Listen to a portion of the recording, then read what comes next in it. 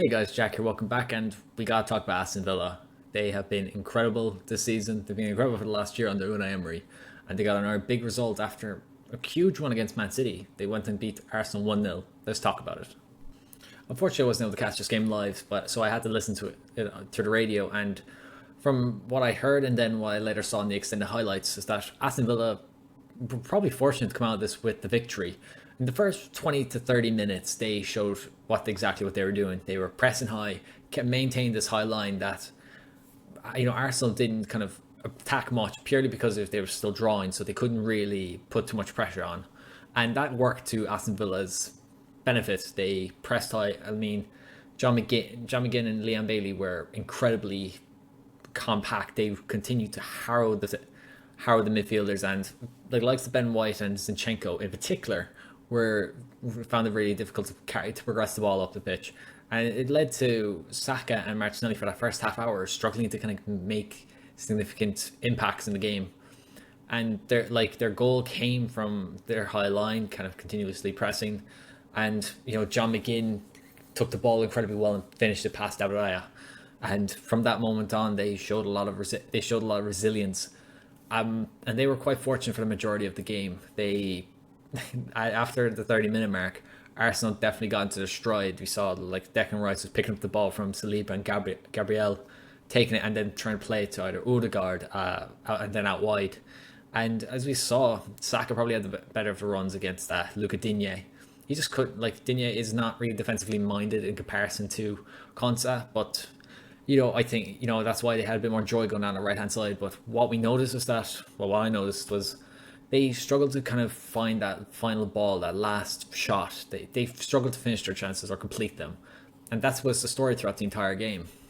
Like Martinelli was particularly frustrating throughout the game. He just was struggling to get past Ezri Konsa, and Konsa is outside of his original position as a centre back. He was playing kind of more on the right hand side as more of an inverted full back, and he just couldn't get past him for the majority of the time. He had a couple of breaks, but he wasn't great with his final ball. Saka was getting a lot more joy, but again it was the case of they weren't finishing their chances where that was last ditch blocks. I mean, Diego Carlos and Paul Torres were really good, but also it was like Gabriel Jesus was struggling to kind of get into good goal scoring positions, and Emiliano Martinez had a great game against his former club. And considering what happened the last time Villa were beaten at home was a last minute screamer from Jorginho that deflected off Martinez. He's probably happy how the game went. Made a couple of great saves, and I know he had a sketchy part where the ball was cleared off the line, and they were just really good overall, and they fought hard for their win, and they were I think it was very unfortunate for Kai Havertz, because from what I was told and what I read was that he had a brilliant game. He showed kind of why he has why they paid so much for him. He was incredibly good in that kind of Granit Xhaka role, being an advancing eight, and he was doing really well to supplement Martinelli when he wasn't getting joy out down that left hand side. He was able to run to that half space, and it was very unfortunate that the goal didn't stand for him because it hit off his arm. And it's one of those ones that I'm not a fan of, that it was called off. By rules, it was a handball, so they couldn't give the goal, but it was so minute. The handball, it didn't change the impact of whether he was going to finish it or not. There was no kind of there wasn't a big contact. But I think earlier on, Gabriel Jesus was taken out by, I believe, Diego Carlos for a potential penalty. Personally, I think it was a penalty. I've seen him given a few times this season, but unfortunately for Arsenal, it wasn't checked by VAR and the ref wasn't overturned. I expect a PGMOL apology, and Arteta kind of stipulated as much, being very cryptic with his post-match interview. But I think Arsenal, they'd be disappointed not to get the win here, but they did show fight, they did show character. And unfortunately, the result didn't come out of this, but at least they got something. At least they showed that on another day they probably could have got picked up a draw or even a win in this game. But Unai Emery once again showed how well he does as a manager, as a tactician, and he did really well. And of course, luck plays a factor in this, but Aston Villa are just flying right now, and they are showing why they need to be talked about. I know Villa fans won't want that, but that's kind of how it is. So yeah, that's what we're going to do for this game. Let's talk about the rest of them. So to quickly run through the rest of these games, first up we had Crystal Palace unfortunately losing to Liverpool in the last minute courtesy of a beautiful goal from Harvey Elliott, low driven, curled in. But I think Crystal Palace probably should have gone a win in this game. The red card for Jordan Ayew's 2 yellows was a bit soft, and Roy Hodgson believed so as well. But Palace had their chances. It wasn't for incredible interventions by Alisson in the defence. They probably deserved to win this, but fair dues to Liverpool for coming back into the game. Next up was Wolves versus Nottingham Forest, and Forest fought hard for this result. They went the goal up, and they continued to fight. They continued to try to nullify Wolves' attack, and for the most part they did.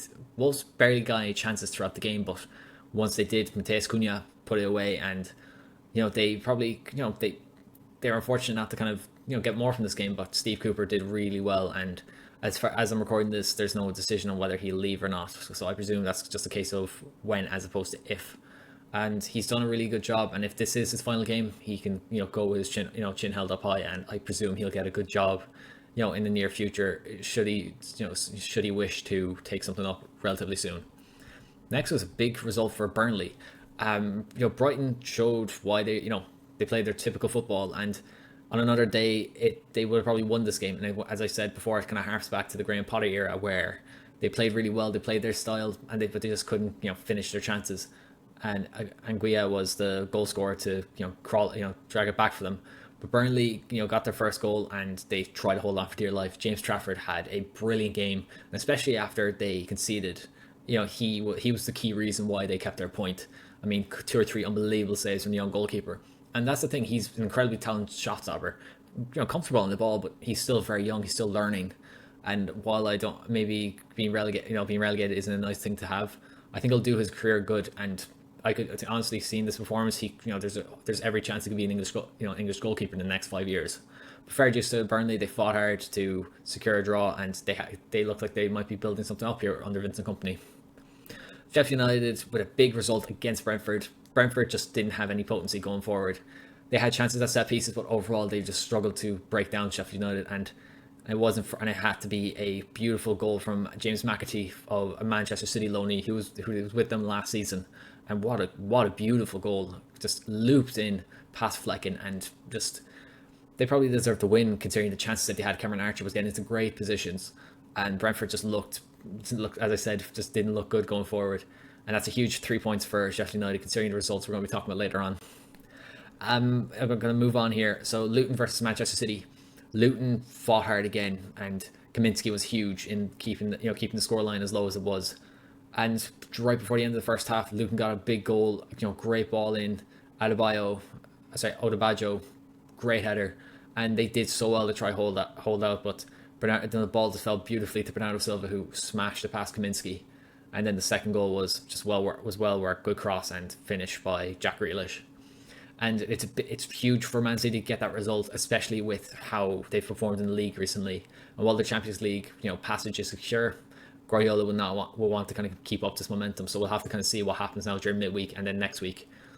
Next was a romping Fulham once again, with a 5-0 win, this time against West Ham. And I was surprised. I genuinely thought that it would be a draw, and that's very sadly mistaken. I'd say it just looked really good going forward, and it looks like they've kind of clicked in a way. Alex Iwobi seems to be key in this, as a kind of a midfield advanced 8, where because he's so good, ball control, he's able to dictate play a bit more. And, Andres Pereira has been really good in recent weeks. Harry Wilson has come into the team more. And Raul Jimenez has scored, and it's looked really good. West Ham didn't look that great at all in this game. And, they just struggled immensely. And just fair dues to Fulham for putting in a brilliant performance. A big result here for Everton.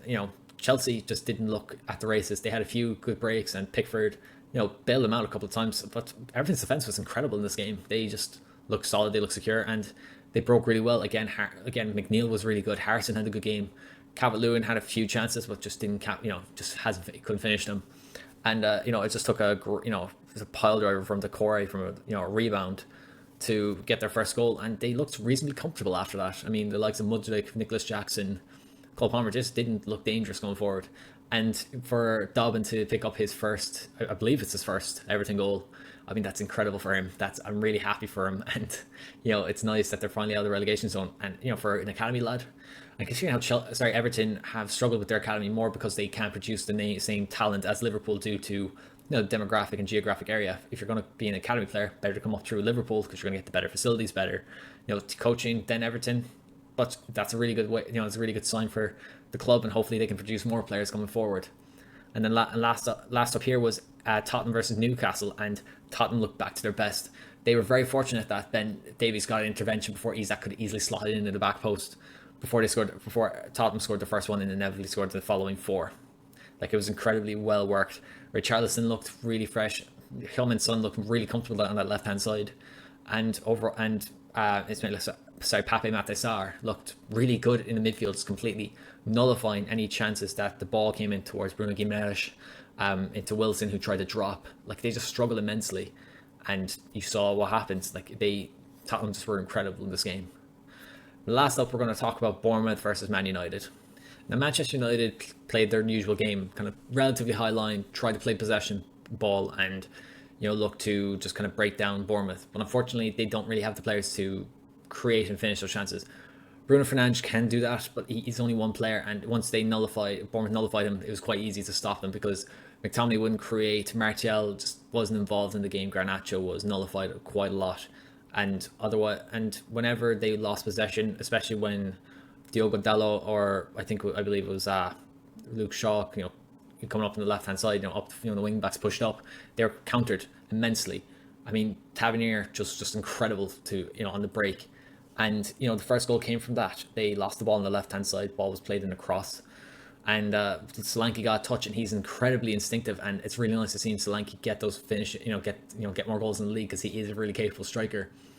And after that, they just couldn't handle it. And that's what Bournemouth really good at. Were countering really incredibly quickly. And like Philip Billings' header was just towering over Luke Shaw. I mean, Billings 6'6", you're not going to be able to beat that in the air. But Man United looked really, really shaky, especially on the ball, because I think once they were caught in possession a couple of times and Bournemouth broke, they just struggled immensely, and that's what happened with the other two goals. For me, I don't know what to say, because Ten Hag doesn't have a set style, and this has been the criticism of him these last few weeks, last couple of months even, that there isn't a way that you can say that's how they play. Guardiola, how they're going to play. Klopp, even Pochettino, like, you can see there's a routine system that's in place, it's just not working out yet. With Man United, it just seems to change all the time, and this isn't the greatest thing that they'd be going into, because I believe they could have gotten a win here, and I wasn't expecting them to completely blow out Bournemouth, but I thought after a midweek against Chelsea, a poor Chelsea at that they get some momentum, and instead they've fallen backwards. I mean, this is the first time, this is the 20th club in the league that have finally picked up a win at Old Trafford. And yet Man United just look like a shell of themselves. They had more possession, had more shots, but Bournemouth capitalised on their chances, and that's what you want. Areola, played them perfectly. And now Man United have to go and face Bayern Munich and hope to get a victory. But after they lost to Eintracht Frankfurt, I think it was 5-1. Bayern Munich are not going to lie down here. They are going to fight. So I just think Man United are going to be out of that competition, and I don't think they're going to be in Europe. And they need to rescue something, because Ten Hag is on thin ice with the Man United supporters, mostly the online ones. I don't know what the story is at Old Trafford. I know Macho and fans, but they need to do something. Otherwise, Ten Hag will really need to figure something out. But I don't know what to say. They might, maybe there's, change the system, find an identity, bring Sancho back. I don't know. That's not for me to decide. That's for the club, and that's for the manager to decide. So on such a positive note, I'm going to leave you. If you enjoyed the video, please give it a like, subscribe to the channel. Thank you very much for watching. Until next time, take care.